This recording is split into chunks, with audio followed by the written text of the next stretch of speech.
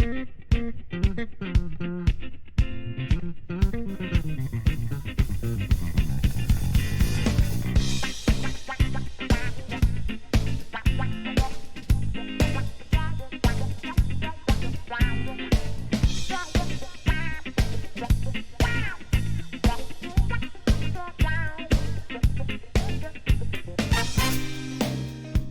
and welcome to Last Time On. This is the podcast for people who want to watch all this prestige television, but who's got time for it? You know I don't. Anubis, Apophis, O'Neill in my office, the Tok'ra, the Jaffa, give me that Naquadra, off-world activation, gives me hesitation, where did Jonas go? We're in prison again, oh no.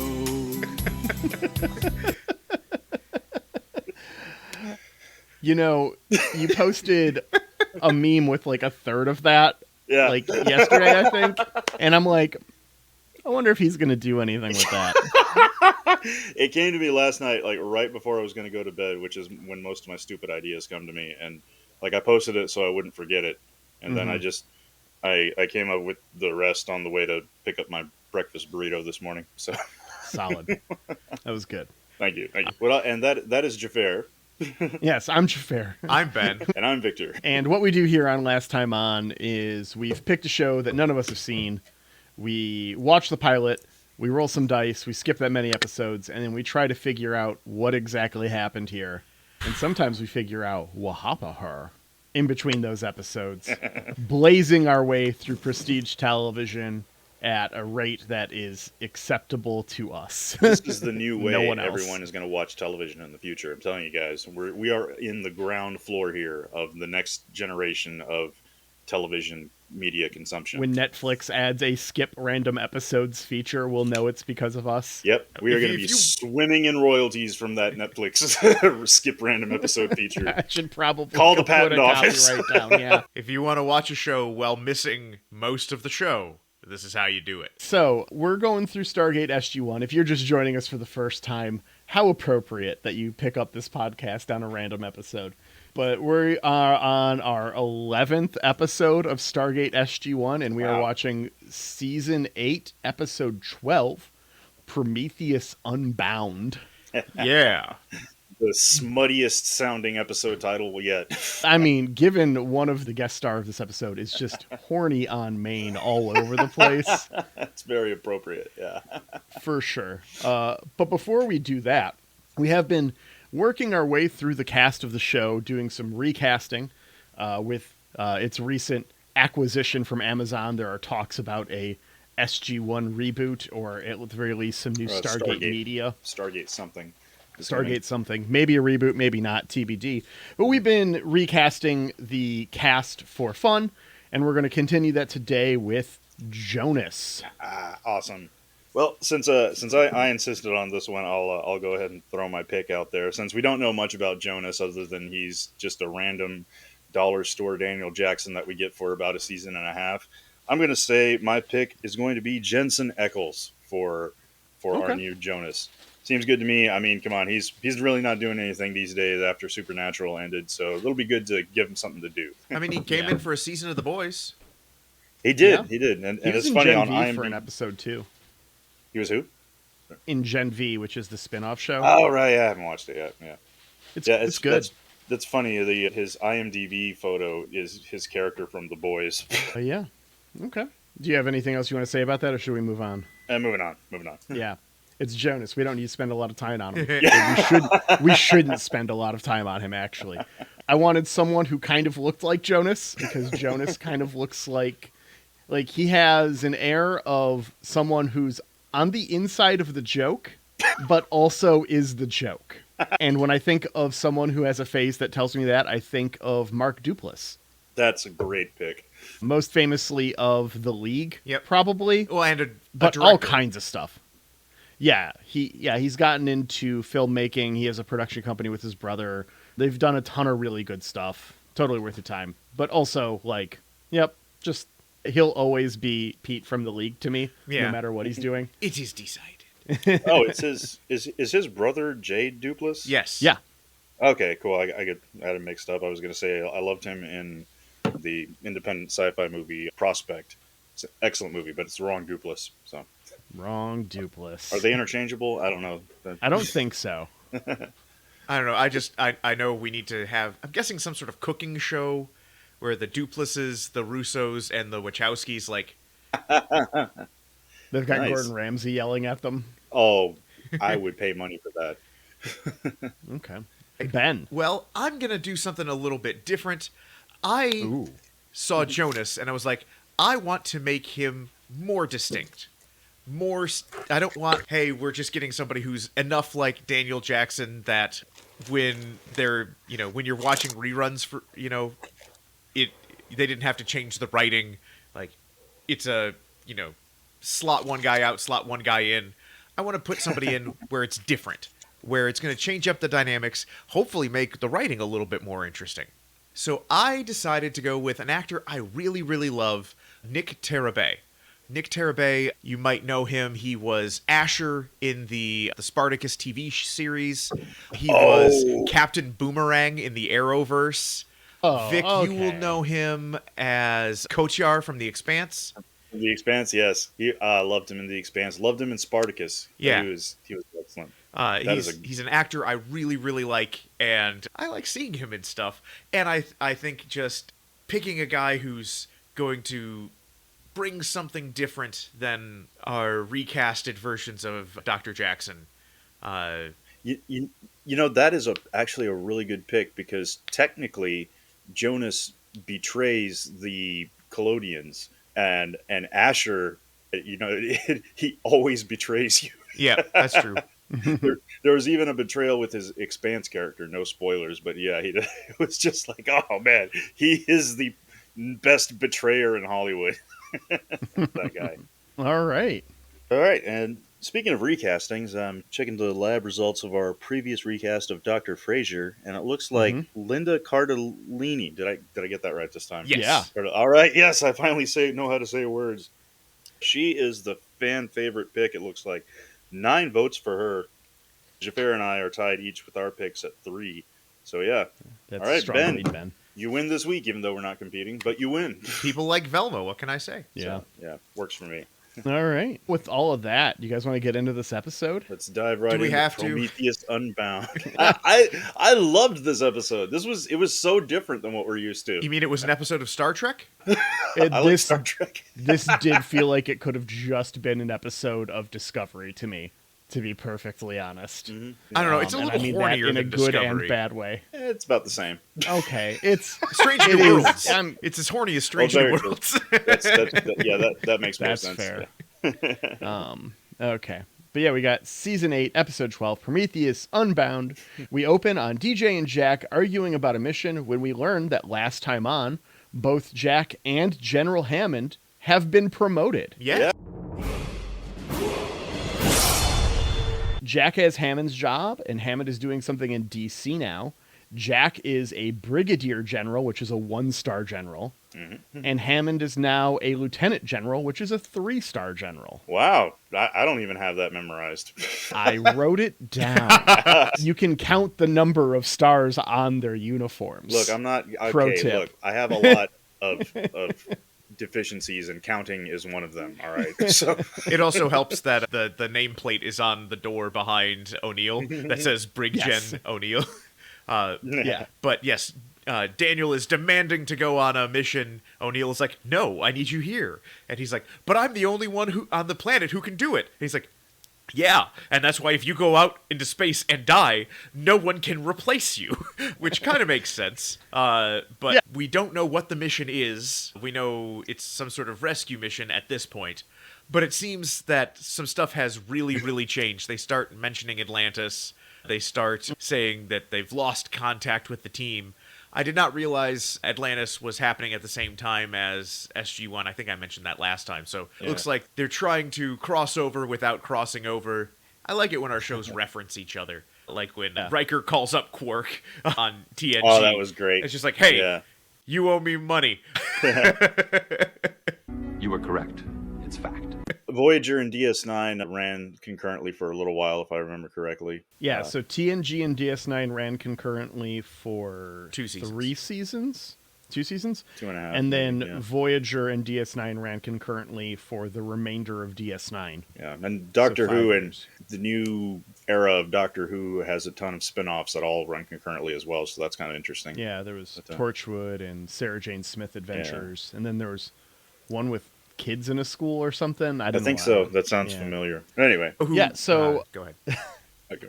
oh, I was just gonna say, Jack is overridden by the general here for Yep. the exact reason, and he's taking DJ with him to Atlantis, and he is also taking Walter, Yeah. who we find is in charge of SG3 later in the episode. We do? Yeah, that's SG3. I thought Walter was the Corwin lookalike guy. Oh, you're talking about Harriman. yeah. Sergeant Harriman. No, I think Harriman is just with Hammond. I could have sworn that's who he was taking with. Yeah. I think It's like we finally get a name for the guy. Yeah. Well, he's had a name. Hammond and DJ talk a bit, and we get a little bit of catch up here. The general led a space battle against Anubis. Yes. From this ship. That sounds like a season finale to me, baby. Yeah. Oh, but he also took the chair. Yes. He literally takes his chair back. You can requisition a new one. Yes, it's lovely. So they talk about the Atlantis a bit. I'm guessing this is for people who don't watch Atlantis. There is a Antarctica outpost. Yes. That was a one-way trip. The team has been unheard of. The ship they're on has an Asgardian faster-than-light system. Yeah, that's And pretty a cool. distress call comes in, and they go to investigate. Yeah, we also find out Now. here that Hammond is the head of Homeworld Security, Yes. which tells me they finally bit the bullet and told everybody, hey, guys, there's aliens. There's Stargates, 2 of them at least, and we're building spaceships now. So we got bigger problems. I don't care about your tariffs and such. We've got to worry about alien lasers. So you think they're running ads now for recruiting campaigns for like join the Department of Homeworld Security? You know, great benefits. Go You into see the space little and Star blow Trek up. Delta on a recruitment poster, and you're like, "Oh yeah, they did that, didn't they?" We get some throwaway numbers here, and if you are not a first-time listener, if you listen to this podcast in its entirety, or listen to me over on Who Are You, a Babylon 5 Watchcast, you know, if you watched this episode, then you knew this was going to happen. When they throw numbers out, I do some math. So, gentlemen, I did the math. Recalculating. The distress call is 50 light years away, and they can get there in 20 minutes. That seems Now. real fast. Now, Yeah. assuming that is an exact measurement, which it is not, because the scale of those numbers is too large and too small for it to be exact. That just makes no fucking sense. This is 314,900 times the speed of light. What? Is how fast this ship is going right now. Holy shit! How does I that relate to converted warp? this to the. I did the math. You So did. in the TOS warp scale, this is warp 109.55, Christ. and in the TNG warp scale, it is warp 9.999994. And actually, that's not base 10 is not precise enough at this scale for me to get the actual number.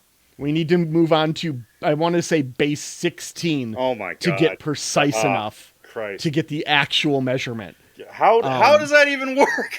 Base 16, you count to 16 No, I know. I understand before how you base get to 16 10. work, but how is that more accurate than base 10? Ah! Right? It's base 10 is not accurate enough. Stop! My head is hurting. Is because the scale is so tight. If Voyager's 7-year journey done at this speed, they would have left the caretaker and been home before the end of the second episode in real time. It would have been a 46 and 2/3 hour trip at warp. Good lord. Well, they are going between galaxies, so I appreciate that this destroys the speed of Star Trek, but it also is the only way you can make it work for, I'm going from here to, I believe they say they're going to the Pegasus galaxy. And Yeah. the only way to travel between galaxies is to go at just astronomical speeds. I should have looked how far away the Pegasus galaxy actually is, because it's not the closest galaxy. No. The I was closest gonna say, I galaxy think- to the Milky Way is the Andromeda galaxy. Yeah. But I guess I didn't bother with that. Only math, no astronomy. I did pull out my Voyager mug for recording this episode, though, in tribute to appropriate. all of the math I did. I was going to say, at the beginning of the episode, they mentioned that they hadn't left the Milky Way yet. And, Yeah. And to me, that just seemed, just with that little piece of information, if it's been a day or two or however long it's been. It could have been about a day and a half, 2 days, depending on where Yeah. the off-courseness of it is. But if it takes them that long and they haven't even left the Milky Way, the distance between galaxies is exponentially bigger than. Yeah. So it's like, dude, it's maybe So they're accelerating. I don't know. It just didn't. I've make got sense to me. 2 things with this. Yeah. One, if it takes you 3 days to get out of the Milky Way, the trip to get to another galaxy, you're still measuring in under a year. Okay. Abouts, probably, depending on which galaxy and how far away it actually is. But what I actually think is happening, if there's any real science behind this at all, is you would have to have some kind of speed limiter on in a galaxy because there's too much shit. There's too many asteroids and planets and things to dodge around to go any faster.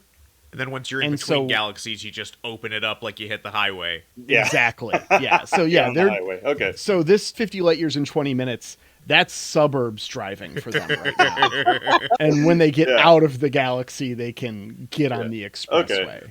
Yeah. I'm down Suddenly, with that. red shifts and blue shifts start flashing behind them. Now, son, do you understand why I pulled you over here? You were going warp We're going 9.999999 in a 99998 zone. So I'm going to need to see It's a your big spaceship difference. license That's and a registration, huge please. ticket. Nice. We also meet Anyways, Dr. yeah. Novak here, and I will admit she is weird and quirky, and I loved her. She was great. Yes, I love Hiccup Girl. I hope she becomes a regular. I hope she is a character on Atlantis. When they get there. Yeah. Yeah. This is actually just a big thing for General Hammond and crew to join the cast of Atlantis. That is actually my assumption is that like they did. So I'm going to say until we go back and redo and for when we eventually go back and do Stargate Atlantis, I'm going to say last time on they just did a 2-parter movie or a 2-parter episode that introduced the Atlantis characters, sent them into space, and then when the show starts for real, Hammond will be there, Novak will be there. Those are going to be our Atlantis Okay. characters. I hope so. I really appreciate crossovers like that. I mean, continuity like that. So they get to the distress signal. It is an Al-Kesh, which is a variety of Goa'uld design. SG3 rings over to check it out. Yeah, so we've got a And- spaceship, distress calls, away teams. We've gone full Yep. Star Yeah. Trek. This is full Star Trek, 100%.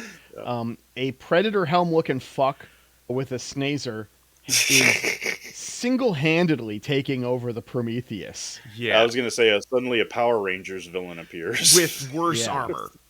Like this is Somehow. the Somehow worst worse costume I armor. have seen on this show.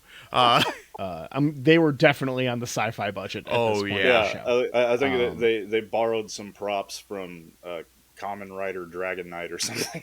Yeah. DJ manages to hide while everyone else gets captured, showing his raw experience in avoiding capture. Yeah, he did go full Splinter Cell last time. He's we saw him. Yeah. he's gotten vaccinated.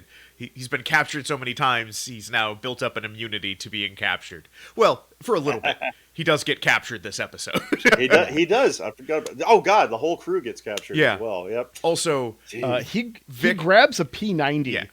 Yeah. out of the armory, and I had to pause to yell about why you don't use bullets in space. Yes. Very bad idea to fire bullets inside of a closed atmosphere for just hundreds of reasons. Like, we could go on. I mean, violent decompression is the least of your concerns. I actually wasn't worried about that because we see the ship take a bunch of shots from the Goa'uld later. So I'm assuming the Yeah, armor that's all is, laser weapons, is thick though. enough Yeah, that but bullets that was inside, on the like outside. you have ricochet problems, but I don't think you Yeah. have penetrate, go out, we're losing atmosphere problems. Oh, well, they do have shields. Well, but they do- didn't for a while, and they were just getting blasted by the gliders. But one thing we see, Dan Jax has his P90. One thing we do see, they finally added a little LED thing on the side that shoots some sort of laser beam. He's got a laser underbarrel attachment, which is nice to see. But Vic Xhafer, I know you did competitive shotgun shooting. Yeah. Dan Jackson is holding this P90 like an asshole, and it made me so mad. It's like, been on this show with these specific guns for years, and no one on set is like, hey, you have to put the butt plate up against your shoulder. He's got it up over his shoulder. The second he pulls that trigger, that scope is going right to his eye, and he's down. It's a bad day for him, Yeah. for sure. I did like that he's got the little laser plasma attachment on the side. That was unexpected. I was taking notes for the Who Are You movie break before we started this recording session, which is going to be Army of Darkness, which we haven't even said on Who Are You yet. So that's fun. A little preview for listeners who cross over both streams.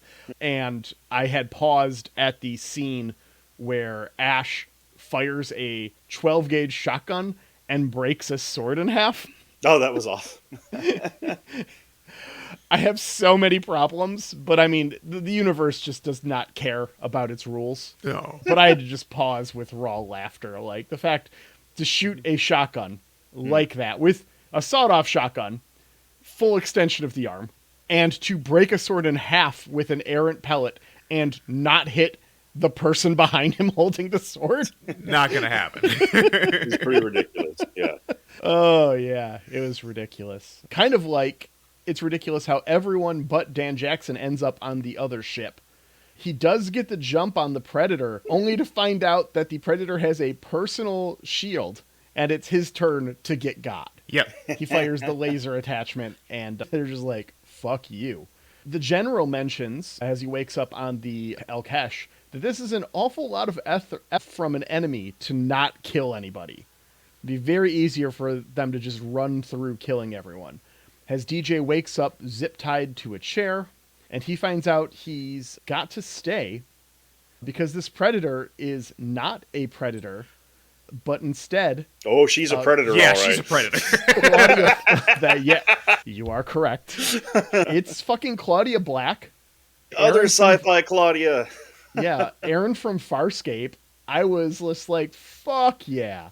But DJ got to stay because he's, quote, a stone cold hottie.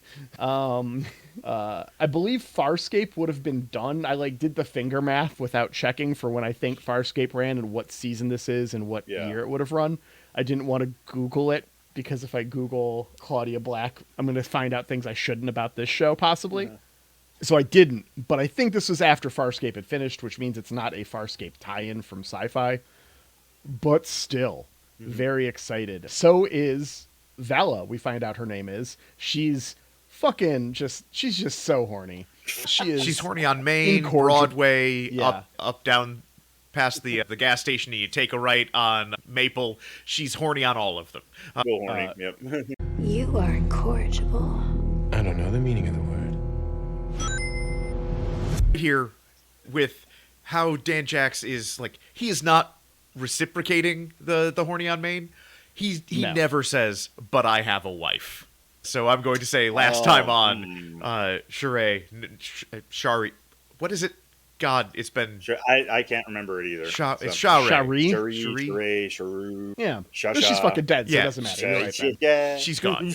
Yeah. Sorry, Angela. I know that was just nails on a chalkboard for you. Yeah. His wife gone, so far gone, he's not even like, hey, my wife just died. I'm not in that place yet. Yeah.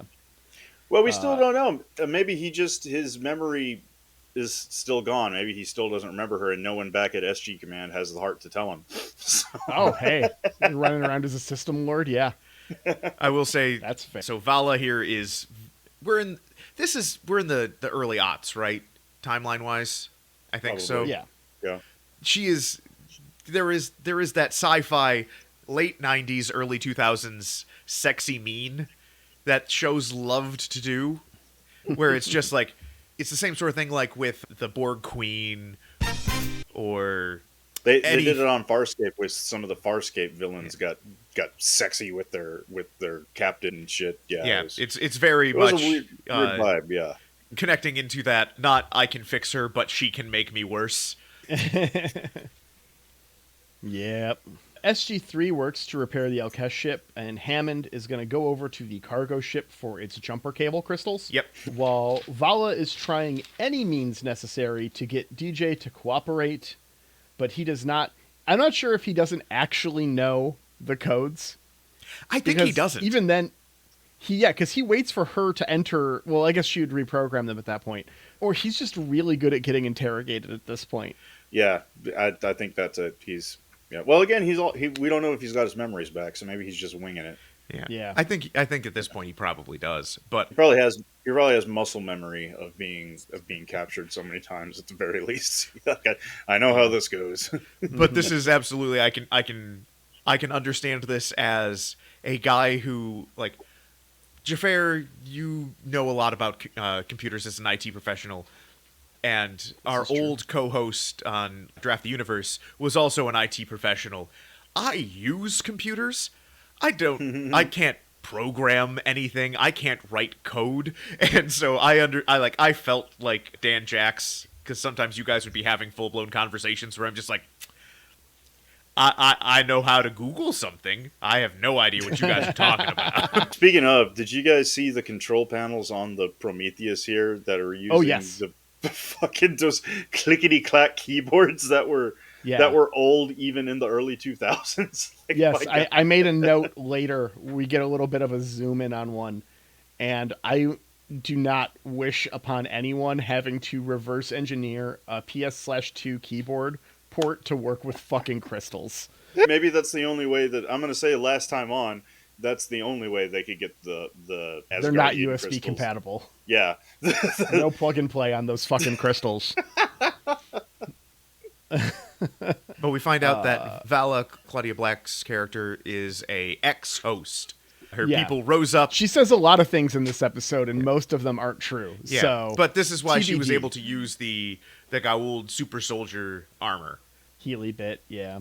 So the general goes over to the cargo ship, and it is literally just the same as the Alkesh interiors, but cast in Pantone's color of the year 2265, emergency lighting red. Yeah, we took all the lights, and now it's a different ship.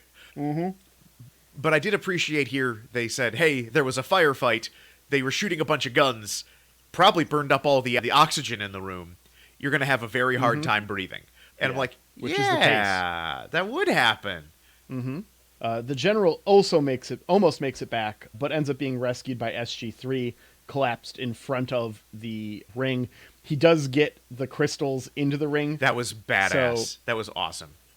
We learned something about the rings here, which is it is not a one-way teleport. No. Whatever is in one ring station will go to the other one when they are activated. Oh, yeah. Huh.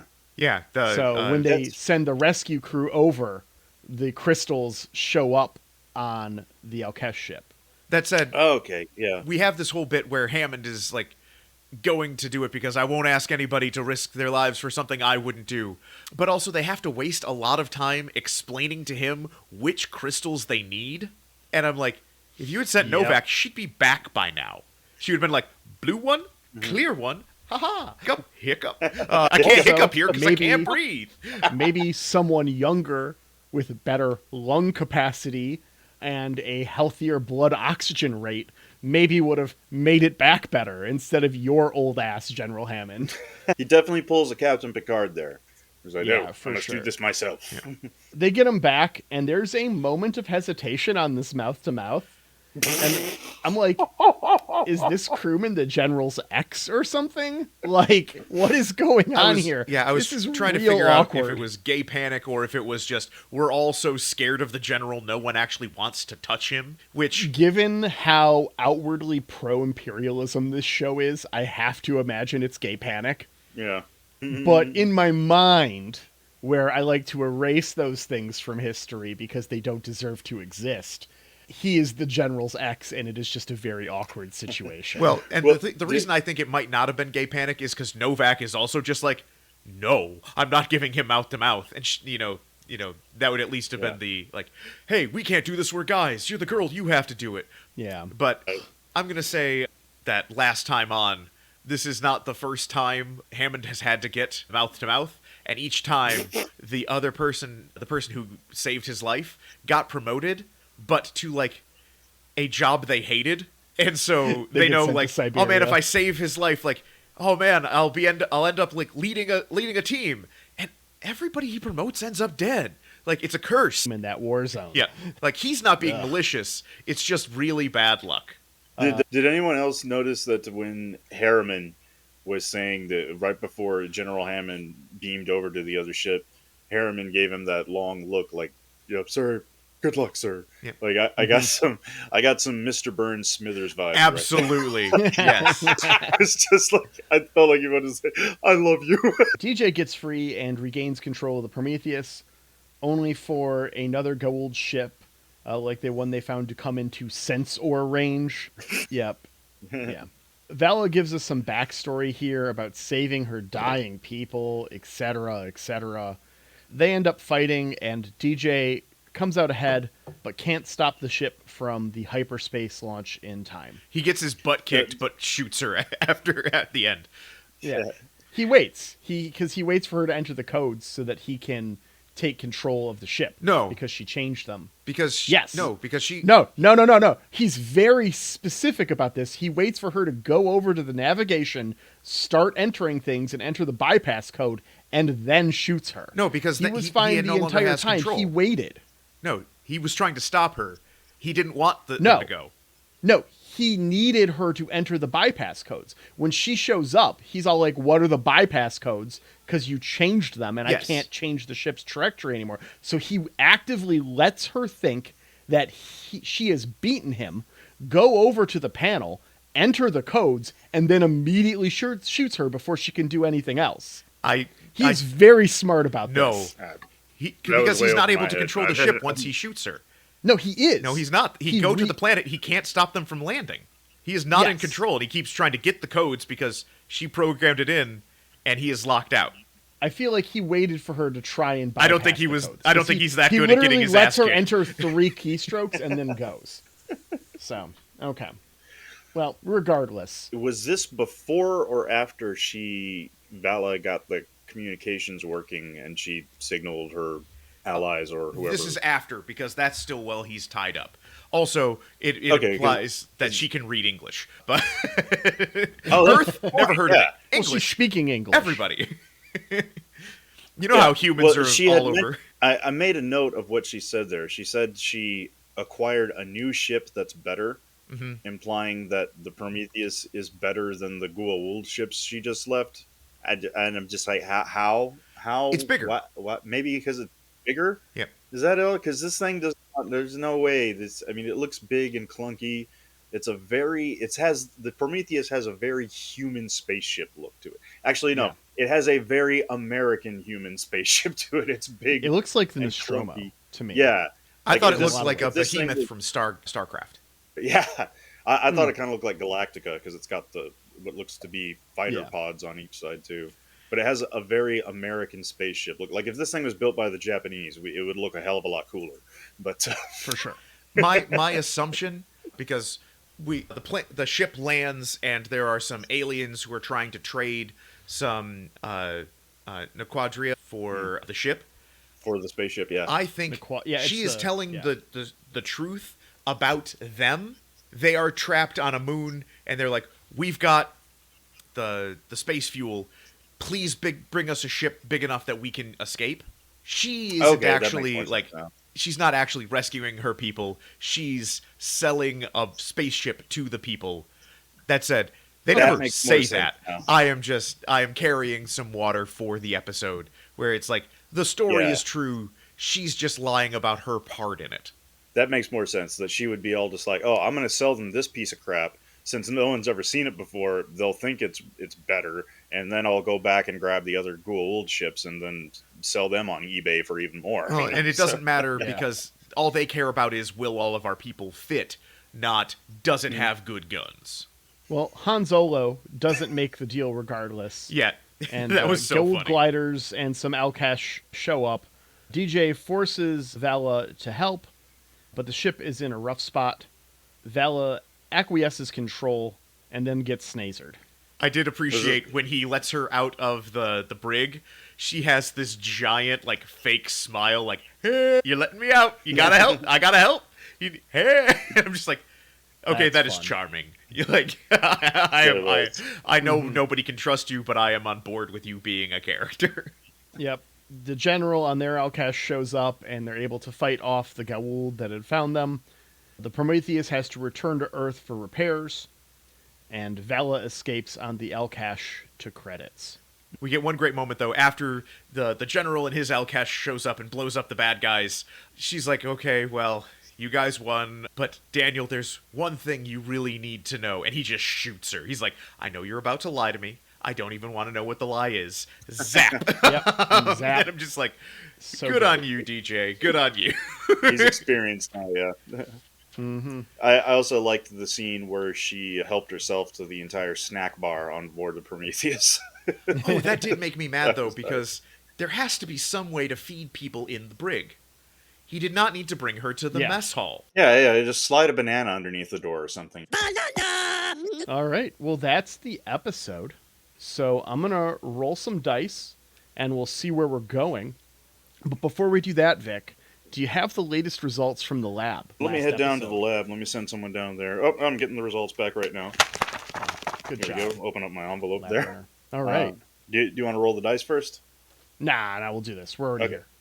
All right, so I have the results here. I posted this a little late, but we did manage to get 25 votes just in the past 10 hours. All right. Lab About a whole, rats. yeah.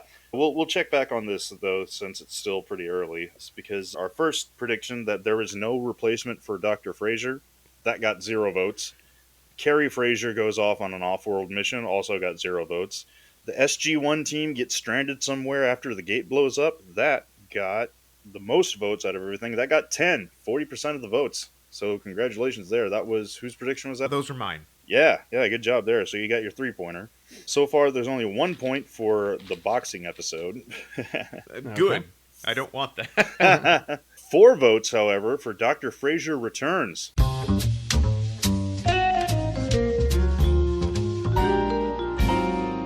Only 1 vote on the existence of aliens is finally revealed to Earth. 0 votes on Cassie Becomes a Villain. And 5 votes on SG1 Fights a Dragon. Cool. I don't believe it. I just threw that one out there, man. I didn't fight a fucking dragon, but sure. I can see it All happening, right. actually. Well, that puts me at 34 right now with the possibility of a couple. We've got a bonus point in the air still, and we'll Yeah. get some more votes on these. At 34 as well. Jeez, Ooh. I am lost count, but Well, we I can will figure it go out back. for So next you two time. are at 30. Yeah. We'll next time we'll go 34, over these 34. predictions again to see where they're at, and then also. Mhm. And I figure for when we wrap things up, we'll Oh yeah, we'll just do it at or wrap and I'll go over let those- everything. yeah. All right.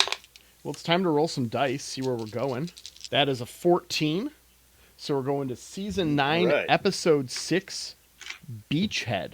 And Ori Pryor Hey. has established an ever-growing force field on a Xhafer-controlled planet. I don't think we've heard Ori before. And I was to say an Ori Pryor. What?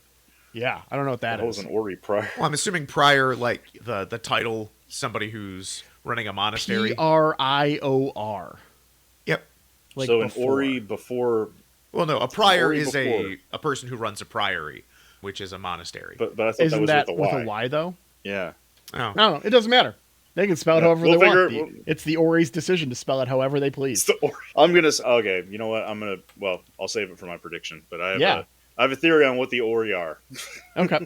I'm going to go right into my predictions. Lincoln, what are you doing up there? Guessing? I guess no one's coming. I have seen into the future. You ruined the prophecy. Go for Daytime. it. We never see Vala again. Vala never returns. Evening. We see Vala again. Oh come on! And in my prime time, we see Vala again a lot. We have 2 seasons of TV left, right? We've got about 45 Okay. episodes. I'm going to say, or 50 maybe from this point, from the episode we just watched, I'm going to say she's in more than 10 of the remaining 50 episodes. Oh my God, you're right. It ends on season 10. We're getting close. Yeah, Holy we're, crap. we're making our way. All right, yeah, we are on. We Yep, theoretically could have 2 episodes of SG1 left at this point. If I roll max after the next episode, I believe we will be at the end. Yeah, right. Or- And, yeah. 8 And then episodes? do we No, watch? No, we're going to have at least 2 more after the next one, mathematically Yeah. speaking.